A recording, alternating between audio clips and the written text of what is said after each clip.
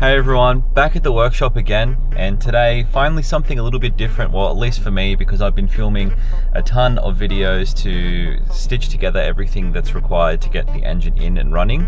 That's not quite complete yet, but today something different, something a little bit more transformative, and hopefully it won't take too long. But we're taking the bumpers off and gonna go get a nice consistently black car when it comes back, because I'm gonna get them all sprayed. Got some side skirts and front and rear lip as well that we're gonna be putting on. Gonna get those sprayed as well. But yeah, something a bit different, so excited to finally get that happening. I'm in a different car, so hopefully everything fits in this little SUV that I've got. But yeah, let's get over into the shop and see what everything looks like with the bumpers off the car. Nice little R32 as we walk into the workshop. Hey Johnny, how are ya? Daniel, the Patriot. The Patriot. That's because I'm driving a Jeep Patriot today. The rear bumper's off over here. Got a few bits and pieces. I guess that's the front lip, which is not an OEM front lip, but got that off whoever it was. I'll put a link in the description or in the video somewhere saying who it was, because they do sell parts and whatnot. But they sorted that out. We've got the original side skirts and then the original rear lip somewhere. Whoa, look at this, with the bumper off the car. Looks like a bit of a race car. Maybe we should just run it like that and put the lights in. That actually looks insane. Looks nice with the exhaust in.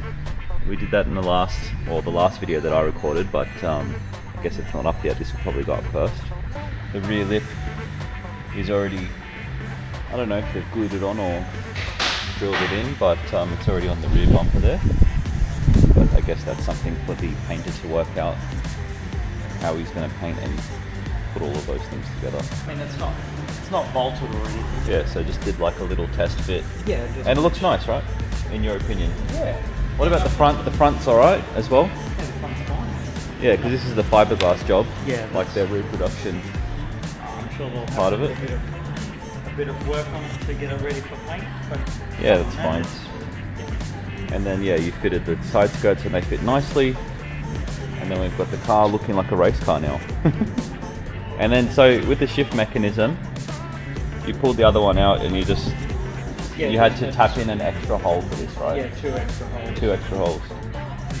And you're able to do that from this. You didn't have to take the engine out of the car, so you have to take it out. No, I've managed to do it in place. Yeah, nice. The shift mechanism that you see down there. Yeah. So Yeah, there's not a that lot. is where the shift mechanism actually goes into. Yeah, right? well that's right. And connects up, and then Well, your gear selector essentially. yeah, well it is. And then the bracket, it mounts on that upper side there to feed the cable through or something? Yeah, that's right, up As on well? this side of it. Yeah, that's right. And then it's all interconnected. Oh, okay. And then hopefully we can get our cables to sit where they're supposed to sit. So just coming around the front here and having a look at the front bar, the actual crash bar, you can see that there's an obvious reason as to why the car had different colour front and rear bumpers on it. Well, there's no damage in the rear, but in the front there's obviously had a little tap. And it's not horrible, so I might just bang that out and put a little bit of black paint over it, and then I think we're good to go. But yeah, the rest of the car it's going to be looking pretty good when it's all done. Pretty useless spare tyre in there, I might just chuck that out, and then that little red bit here goes into the back bit, but I already have a replacement one that's not red. Yeah, what I'm talking about is it just goes into this little slot here, and then I also have the rear grille, the facelift rear grille that I'll be putting in as well. Right, so I don't know if you guys can see this on camera, but this is supposed to be the final product of painting the bar. And as you can see, there's a lot of little ripples and things, well, if you can on the camera. And it just, yeah, doesn't look very nice when it's in the light. Apparently you can buff it out. I need to wait a week before I do so. But yeah, it doesn't look like it's the nicest job.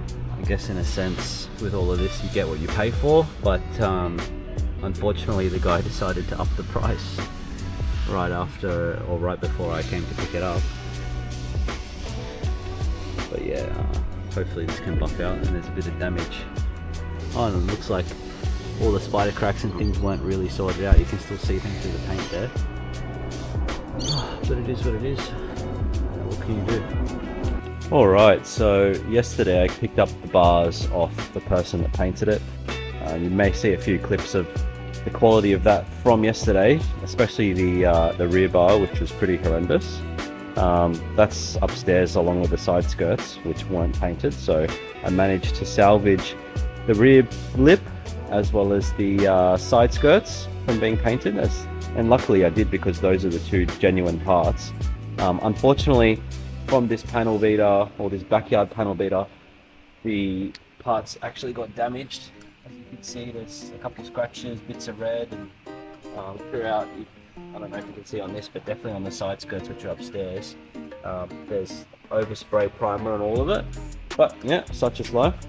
Look, this, I was about to say this front lip isn't totally horrible, and I don't know if you can see, but there's a bit of a sort of fleck in the paint, and that's not from the paint being metallic, it's actually a whole bunch of dirt and whatnot that got into the paint, obviously, as he was spraying. As you pop over to the actual bumpers themselves, it's actually really hard to see this on camera here.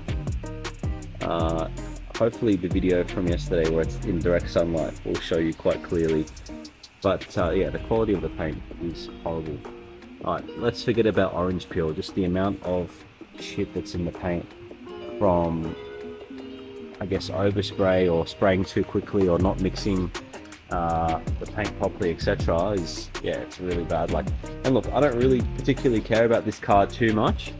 Oh, there you go, you can see some spots there, I think. I don't particularly care about this car too much, but you know, it needs to be a reasonable enough paint job. And yeah, there's no two ways to put it. This guy is just a straight out scammer off Facebook Marketplace. I should have known better, but I didn't. So I just thought I'd try and save some money. Originally it was $9.80, which is extremely cheap. But when I got there, which is fair enough, he saw the state of the bars, and to patch it up and make it perfect according to him, it was going to be $12.50, which I agreed. I said, yeah, charge what you need to charge. And then, you know, obviously one thing led to another. I waited over a month. I don't think he made any progress for most of that month. And then it got to a point where he hit me up and said, look man, you know, all these extra materials, this and that's going to be $1,700. At which point, you know, we already agreed on the price. I don't think it's, you know, the ethical thing to do to go and suddenly hit up someone for an extra $400 plus or $450 plus for a job that you originally quoted around $9.80, then $12.50, which I agreed. But anyway, you know, he's got my parts for ransom at this point, so I just said, yeah, whatever, just get it done. And he definitely made it quite clear that, you know, he used to own a panel beating shop and he's a professional. It just didn't work out at the shop because of his business partner and this and that. And, you know, I actually wasted about an hour talking to this guy, and he was telling me how he's going to do an absolutely, in his own words, cracker job. But yeah, it's definitely far from that. And yeah, I'm sure you can actually see again from this angle that it's pretty bad quality. But yeah, so basically I went to go pick up the bars yesterday, and I'll put the clip in here. But I was filming when I got out of the car because I was excited, and it was quite bright, so I couldn't really see anything wrong with the bar. And then when I called him up later to say, hey man, the quality's not that good, we're going to do something about it, he said, oh, you looked pretty happy when you got out of the car and you started filming everything, and you said it was all good and everything. And I go, no, I didn't. I asked you straight up. I said, as soon as I got the bar in a bit of shade as we were putting it in the car, I asked him straight away, and I said, hey, what's all these spots on the bar? And you know, I'm not a professional painter. I've never painted anything apart from taking something to an actual shop that professionally paints. I've never experienced what pitted paint looks like. There was bubbles throughout everything and bits and pieces that were just not looking that flash hot. He goes, oh yeah, it'll buff out. It's just, you know, it's just on the surface. It's just because it's so fresh. I'm like, oh, okay, so I took his word for it. But yeah, after a bit more inspection from people that actually know what they're looking at, yeah, it's just not good at all. So unfortunately, he still had some parts like my side skirts and the rear lip and a few grills and bits and pieces that were still at his place because he was just painting at in the backyard of his house, or of his parents' house or whatever. And I said, look, you know, I just want to pick up the other parts. I already paid him 700 at this point for stuff that I can't. Well, if I want a better job, I need to strip everything back and repaint. He asked me for another 400, and we went back and forth. And you know, you have no leverage at this point because you still got your parts and the actual valuable OEM ones. So, you know, I just had to leave it at that. Go and pick it up, and yeah, call it a day. But yeah, just straight out, straight out got scammed with this. Yeah, he's obviously just rushed it. You know, in the last day or so, he said that he'll paint it and I can pick it up, and it was a bit dodgy as well. He needed me to pick up the bumpers on their own first so he could create more space to then go and paint the rest of it, which just seemed weird because we originally agreed to fit the lip and all of that as well to the bars. And then, you know, the guy is just changing his tune as we went around and made progress, you know, obviously with the price and then what he's going to do. And yeah, he said, oh, don't worry, I'll come and fit the lips later, I'll make sure it's all perfect.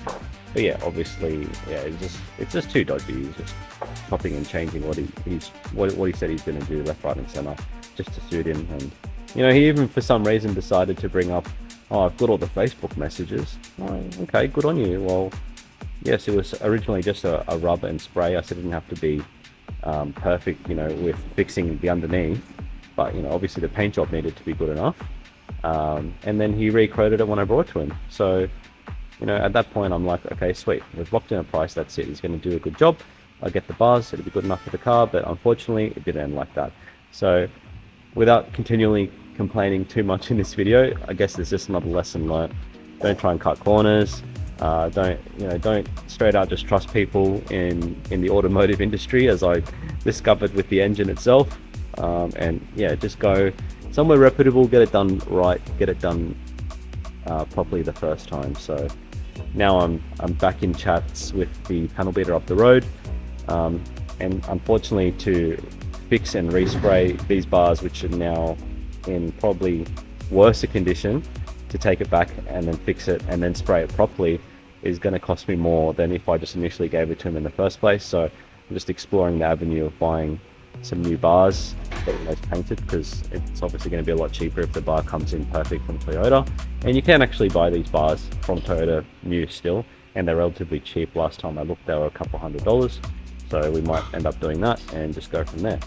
As for the OEM rear lip and side skirts, and unfortunately this is a fiberglass front lip, but as for those, well, the OEM parts, they should be pretty easy, even though he's damaged them and put primer and all that on them accidentally from overspray and scratching and whatnot. You know, it should be pretty easy, sand back and fix and paint, and then I don't know, might see what we can do if we can salvage this front lip, but it's not totally horrible. I'd say on second thought, as I'm touching it and looking at it, it is pretty bad. So yeah, we'll probably do the same with this, but this is a bit more involved because it's fiberglass.